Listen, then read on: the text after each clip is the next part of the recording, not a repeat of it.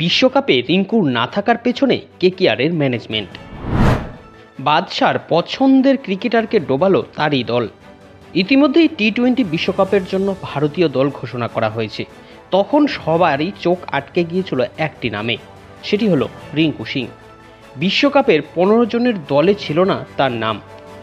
রিজার্ভে থাকা 4 জনের মধ্যে অবশ্য তার নাম ছিল, কিন্তু যে ক্রিকেটার গত 1 বছর ভারতের হয়ে টি-20তে সব থেকে ধারাবাহিক রান করেছে তাকেই দলে রাখা হলো না। কেন এমন সিদ্ধান্ত নিয়েছে নির্বাচকরা? শুধু কি এবারের আইপিএলের পারফরমেন্স বিচার করা হয়েছে, নাকি নেপথ্যে অন্য কোনো কারণ রয়েছে? রিঙ্কু সিংয়ের এই সুযোগ না পাওয়ার পেছনে কি তাহলে কলকাতা নাইট রাইডার্সের নির্বাচকরা দায়ী? এই সমস্ত প্রশ্ন এখন ঘুরছে ক্রিকেট ভক্তদের মধ্যে।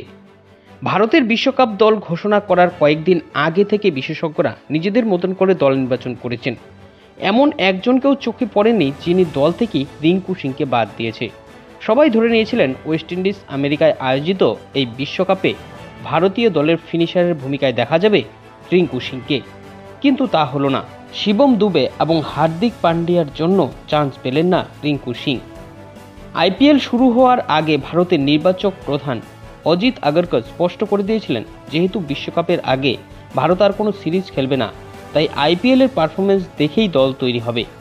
রিঙ্কু সিংয়ের আইপিএল পারফরমেন্স এবার খুব একটা ভালো ছিল না, কিন্তু এক্ষেত্রে সমস্যা হচ্ছে রিঙ্কু সিং তো খেলতেই পারেনি, তাকে সেই জায়গাটাই দেওয়া হয়নি, সেই সুযোগটাই তিনি পাননি। তাহলে তিনি আইপিএলে তাকে তুলে ধরবেন কি করে?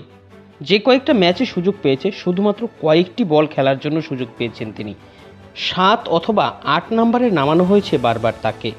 অর্থাৎ এই ক্ষেত্রে দেখতে গেলে কলকাতার নাইট রাইডার্সের ম্যানেজমেন্টই রিঙ্কু সিংকে সুযোগ দেয়নি ভালো পারফর্ম করার, যার ফলস্বরূপ শেষ পর্যন্ত বিশ্বকাপ থেকে বাদ দেওয়া হলো রিঙ্কু সিংকে। তো এই বিষয়ে আপনারা কি মনে করছেন? রিঙ্কু সিংয়ের এই বিশ্বকাপ দলে সুযোগ না পাওয়ার কারণ কি তাহলে কলকাতা নাইট রাইডার্সের দল নির্বাচকরা? কমেন্ট করে জানাবেন আপনাদের মতামত। আপনি যদি ভিডিওটি এই মুহূর্তে ইউটিউব থেকে দেখছেন তাহলে চ্যানেলটি সাবস্ক্রাইব করে রাখবেন, আর ফেসবুক থেকে দেখলে পেজটি ফলো করে রাখতে ভুলবেন না।